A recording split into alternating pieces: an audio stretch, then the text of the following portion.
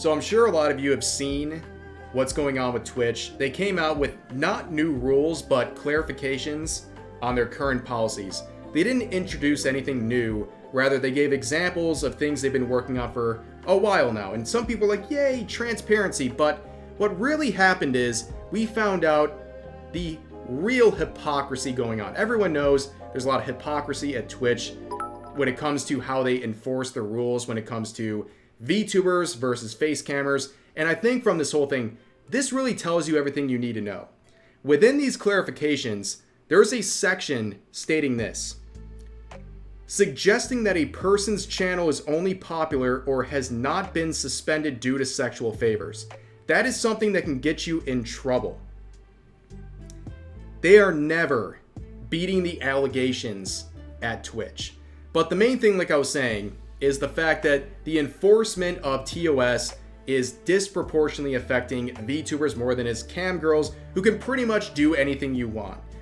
They have the most skimpy, ridiculous outfits, and it's all justified as long as they have an inflatable pool sitting in the corner of their room. Okay? And now we know that there's additional requirements on VTubers, including this right here, where now Twitch is trying to determine on their own end if your character falls under a childlike appearance, which pretty much they can enforce against many different VTubers, including ones that are lollies or not lollies. It's a very subjective thing and open-ended, and we're seeing more people being punished under this rule that has been clarified, including this individual right here named Chromu, who got banned on their birthday under this rule.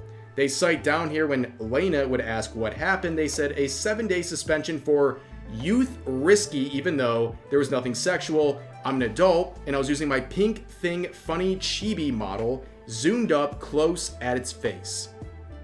So basically, this person was banned for showing off their Chibi model, in particular the face of that, and they got banned. And this whole thing about them getting banned on their birthday, we saw that with Fallen Shadow on her birthday, which happens to be the same as my birthday, so I definitely remember this. She was banned hours before a big birthday stream for seemingly the same reason, where she was labeled as youth risky because of her model. And like I said, this new childlike standard applied to VTubers is going to lead to a lot of unfair bans. It's very open-ended, and people at Twitch, and clearly some of their staff has an issue with VTubers. They can use that rule to pretty much target anyone. In fact, they're going completely mask off. They're not just banning these certain VTubers who fall under the category for doing something sexual. They're hitting someone like this who has a Chibi model and is doing nothing sexual. It's very bizarre, but unfortunately, this is the new reality on Twitch, and I think it's going to be a big issue for VTubers moving forward. Yeah, Shondo Part 2. Rev is coping because he has to cover his hips. How do you guys know? How do you know?